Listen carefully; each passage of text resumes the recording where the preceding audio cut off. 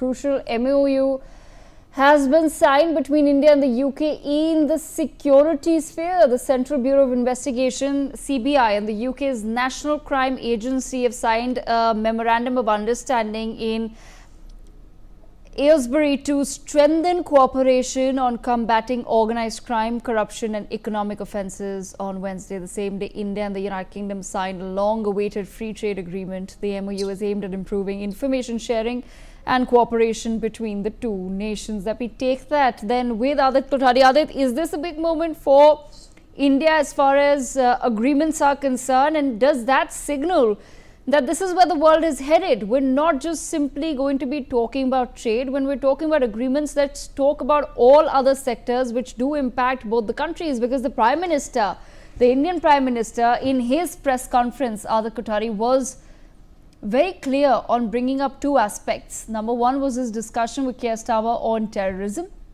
and secondly, he did talk about extremist forces. So he didn't, of course, go as far as talking about Khalistan. He never has as state policy, but he did talk about extremist forces. And number three was cooperation on economic offenders. So is that a signal to the rest of the world as well, that this is where we're headed? You want to trade with us, but it has to go hand in hand with all the other sectors.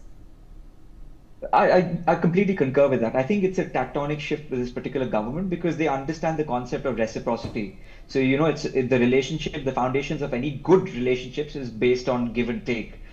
So long, our foreign policies has predominantly relied on give, but take absolutely nothing. Whether you look at agreements with Canada, with the United States, with any of the Quad nations, it's always been give. But the take aspect of it is something which we've really struggled on. From that perspective, I think that FTA and what Dr. Kohli was just mentioning about the fugitives, all of those financial offenders and people who have other cases pending in India, who are currently seeking asylum in Britain and Canada, they need to face the full brunt of the law. And Khalistanis for long have been using this particular backdoor entry of the UK asylum system to aid and abet sort of terrorist activities in India.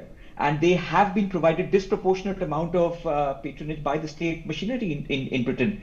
We will all recall the 2023 showdown at the Indian High Commission in London, where these Khalistanis stormed and they basically desecrated the Indian flag, vandalized the property, and the British authorities were basically flouting the Vienna Conventions, where they couldn't even provide basic elementary security apparatus to the Indian High Commission, which they are bound to by the Vienna Conventions. So all of those kind of things now need to come into the public domain. It needs to become part of our discourse that, we here at Chanakya Puri in Delhi are providing you with so much access to security services. But, you at Strand also need to sort of reciprocate and ensure that, security is provided to our Indian High Commissions and our diplomatic buildings and people.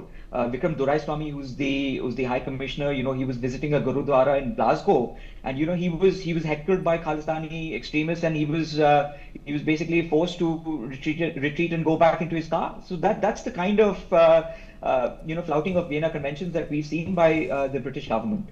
Having said that, coming back to the FTA, I think we need to realize that this is a strategic move for the UK as well, because it also de-risks itself from the supply chain, which it was held hostage by China for so long.